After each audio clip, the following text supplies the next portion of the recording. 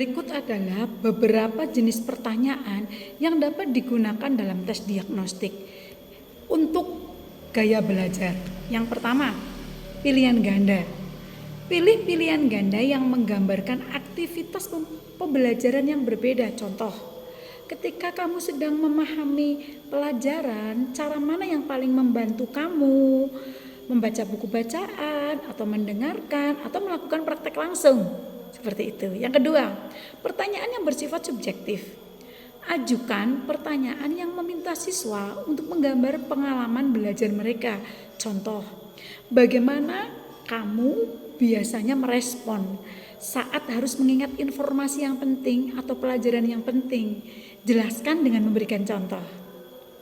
Yang ketiga, dengan cara kuesioner aktivitas praktik. Tanyakan pada peserta didik tentang preferensi aktivitas belajar praktik yang mereka nikmati. Contoh, pilihlah aktivitas berikut yang paling kamu sukai ketika kamu belajar.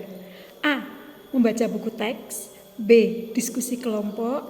C. Melakukan eksperimen atau praktik. Ya. Yang keempat, skala penilaian. Gunakan skala penilaian untuk mengukur tingkat setuju atau tidak setuju siswa atau peserta didik terhadap pertanyaan tentang gaya belajar. Contohnya seperti ini. Tingkatkan skor dari 1 hingga 5 untuk mengukur sejauh mana kamu setuju atau tidak setuju dengan pertanyaan berikut. Misalnya, saya lebih memahami materi ketika mendengarkan penjelasan dari guru. Ya.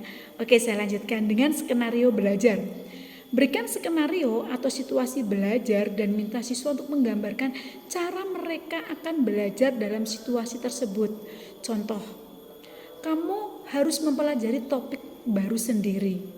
Jelaskan langkah-langkah kamu atau cara kamu yang akan kamu gunakan agar kamu memahami materi ini. Yang keenam adalah bermain peran atau permainan peran. Mintalah teman untuk memainkan peran tertentu dalam konteks pembelajaran dan jelaskan bagaimana mereka akan mengatasi tugas atau masalah belajar. Contohnya, kamu adalah guru pengganti dan harus mengajarkan konsep baru kepada teman sekelas. Bagaimana kamu melakukannya? Kemudian visualisasi. Gunakan pertanyaan yang menggali sejauh mana siswa menggunakan elemen visual dalam proses belajar mereka. Contoh, bagaimana kamu biasanya mengingat informasi? Apakah kamu sering membuat diagram atau dengan grafik atau dengan peta konsep dan lain-lain? Yang kedelapan, dengan diskusi kelompok. Pertanyaan preferensi siswa terkait metode kolaboratif atau diskusi kelompok. Contoh, apakah kamu merasa lebih nyaman belajar dalam kelompok kecil atau sendiri? Jelaskan jawabanmu. Dan yang terakhir adalah pertanyaan reflektif.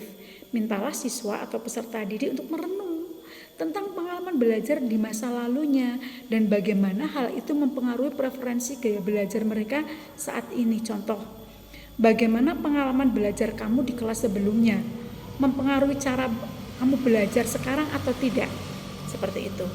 Nah, pastikan untuk merancang pertanyaan yang mencakup gaya belajar dan memberikan gambaran yang menyeluruh tentang apa yang dipahami oleh peserta didik kita.